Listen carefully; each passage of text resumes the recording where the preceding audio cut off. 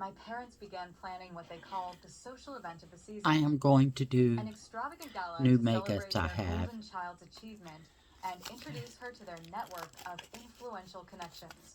We've I secured want the to grand show you. ballroom at the Westfield Hotel. My father announced at dinner one night, his voice brimming with pride. 300 guests, a 12-piece orchestra, and a 5-course menu designed by that celebrity chef from the cooking show. All this, we're going to open and look at it, My okay? mother clapped her While I hands listen together, to a story. wedding planner excited. The governor confirmed today, and the senator is bringing his daughter, who works at the UN. Perfect networking for Diana's international aspirations. I pushed food around my plate, calculating in my head the cost of this single night compared to a year's worth of my medication. The Westfield was the most expensive venue in the city. A night there could cover months of the specialized care my parents kept referring as too expensive right now. Could I help with anything? I asked, hoping to find some way to be included. My mother's eyes barely flickered in my direction. Just stay out of the way, dear. The event planners will be coming and going, and we can't have any disruptions. By disruptions, I knew she meant any sign of my medical condition. My hemophilia was the family secret, the inconvenient truth that didn't fit their perfect narrative. Diana frowned momentarily at my mother's dismissal, but quickly became distracted when conversation turned to her custom-designed gown. In the weeks leading up to the gala, our house transformed into command central for Operation Perfect Night. Caterers, decorators, and event coordinators streamed through our home daily.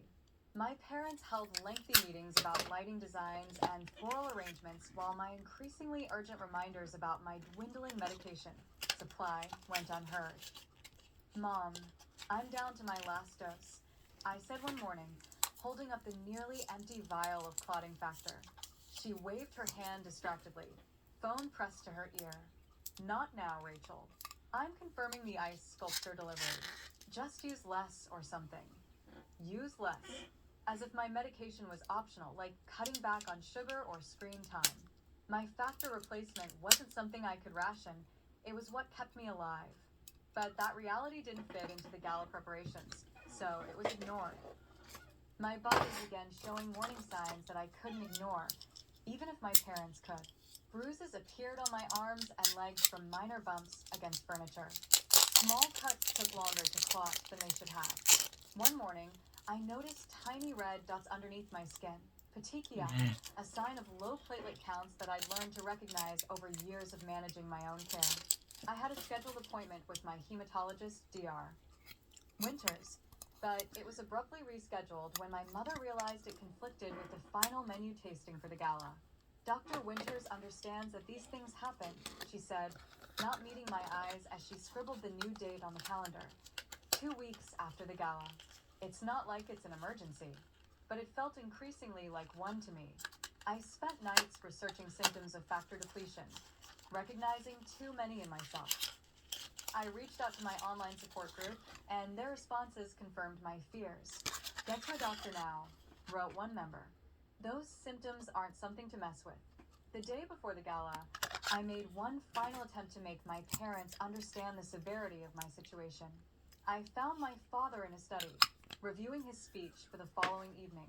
Dad, I really need my medication refilled today, I said, my voice firmer than usual.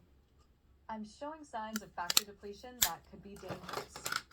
He sighed heavily, the sigh of a man dealing with an inconvenient interruption. Rachel, I have 1,000 things to manage before tomorrow night. Your mother has the insurance card if it's that urgent, but honestly, can't this wait until after the gala? You've gone longer between doses before. But no more buts. This night is important for Diana's future. Everything else can wait. As I left the study, I realized with crushing certainty that in my family's hierarchy of needs, my health would always rank below Diana's social advancement. And tomorrow would prove just how deadly that priority system could be. The morning of the gala dawned with unusual commotion in our normally quiet house. By 7 a.m., a team of workers was setting up a styling station in our living room for the hair and makeup professionals who would arrive later. The doorbell rang constantly with deliveries. Diana's custom shoes, my mother's jewelry from the vault, my father's freshly tailored tuxedo. I woke up feeling worse than I had in months. My limbs felt heavy, my gums bled when I brushed my teeth, and dark bruises had bloomed overnight on my shins, though I couldn't remember bumping into anything. When I pressed my fingertip against my arm, the white pressure mark took too long to return to normal color, another warning sign of poor circulation and depleted clotting factors. I found my mother in the kitchen, surrounded by clipboard-wielding assistants as she approved last-minute floral arrangements. "Mom," I said, my voice competing with a cacophony of planning. "I don't feel well. I think I need to go to the hospital." She glanced up, irritation flashing across her features before settling into a distracted smile. "You're just anxious about tonight, sweetie. Take a Tylenol and lie down for a bit. We need you looking fresh for photos at 4. "It's not anxiety," I insisted, pulling up my sleeve to show her the unusual bruising. "Look at this. My factor levels are dangerously low. I need." "Not now, Rachel." Her voice sharpened. "I have the governor's wife arriving in 20 minutes to preview the dessert selection. Can you please just handle this yourself for once? You're 19, not 9. She turned away before she could see the tears welling in my eyes. In the hallway, I passed Diana, already wrapped in a silk robe as a stylist discussed different updo options for the evening. "Hey, you okay?" she asked, noticing my expression. It was the first time anyone had asked me that question in weeks. "Not really," I admitted. "I'm out of medication and feeling pretty bad." A flicker of concern crossed her face, quickly replaced by excitement as the makeup artist arrived with cases of cosmetics. "That sucks. Maybe ask Dad?" "Oh my god. Are those the new limited edition palettes? I can't believe you got them." And just like that, I was forgotten again. I tried calling Nurse Cassandra, hoping she might be able to help, but reached her voicemail. "Hi, you've reached Cassandra Mitchell. I'm away on vacation until the 12th. If this is a medical emergency, please hang up and dial 911. The 12th. 6 days away." I ended the call without leaving a message. By late afternoon, the house had transformed into a pre-gala staging area. My father paced the foyer in his tuxedo, barking last-minute instructions into his phone. My mother fluttered between rooms in her evening gown, a vision in midnight blue silk. Diana stood at the center of it all in her custom-designed dress, looking like she'd stepped off a magazine cover. "Rachel, you're not dressed yet?" My mother's voice cut through my fog as I sat on the staircase, watching the scene unfold. "The car will be here in 30 minutes. I looked down at my sweatpants and hoodie. "I don't think I should go." "What are you talking about? Of course you're going. This is your sister's night." "Mom, I'm really not feeling well," I said, my voice barely audible above the commotion. "I think I'm having a bleeding episode. I need to stay home and rest." She studied me for a moment, probably noticing my pallor and the dark circles under my eyes. For a second, I thought she might finally understand the seriousness of my condition. Instead, she sighed with what sounded suspiciously like relief. "Beaming. Maybe that's for the best. We can tell people you weren't feeling well. It's not entirely untrue. One less thing to worry about tonight. Should one of us stay with her?" Diana asked, surprising me with her awareness. "Don't be ridiculous," my father interrupted, joining the conversation. "She's an adult, not a child. She can take care of herself for one evening. We'll have our phones if there's an emergency." They continued discussing the night's agenda as if I weren't there, their voices fading into background noise as I contemplated the long night ahead of me. When the luxury car arrived to take them to the venue, my mother pressed a quick kiss to my forehead. "There's leftover pasta in the fridge if you get hungry. Try to get some rest, and we'll tell you all about it tomorrow." The front door closed behind them with a definitive click, leaving me alone in the sudden, oppressive silence of our empty house. Through the window, I watched the car's taillights disappear down the driveway, taking with them any chance of help for what was about to happen. As if on cue, I felt the first warm trickle from my nose, the beginning of a nosebleed that would nearly end my life. At first, I wasn't overly concerned about the nosebleed. I'd had them before. Those are all They from were an Temu. occasional symptom of my Now, condition that I'd learned to manage. I tilted my head forward slightly, These never are back, from contrary to the popular Dollar belief, Tree. and pinched the soft part of my nose, making my way to the bathroom to grab tissues. But after 10 minutes of steady pressure, the bleeding hadn't slowed. Blood dripped between my fingers, spattering the white porcelain sink with alarming brightness. I added more tissues, applied ice to the bridge of my nose, and sat on the closed toilet lid, trying to remain calm. Panic would only increase my heart rate and make the bleeding worse.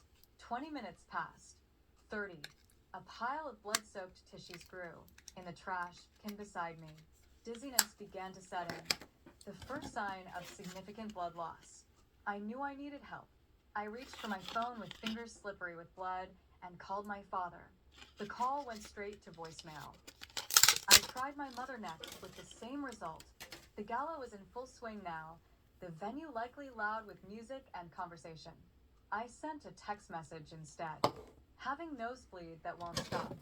Feeling dizzy. Oh, this one's Need from help. Temu as well. I watched the screen, waiting for those 3 dots that would indicate someone was typing a response. Gorgeous. Minutes passed before my phone finally buzzed. Take your meds and lie down. Call if it gets worse. My hands shook with a mixture of weakness and anger as I typed back. No meds left. Bleeding badly. The response came faster this time. Having fun. Can't hear phone. Using Diana's phone. We'll check later. They weren't even reading my messages properly.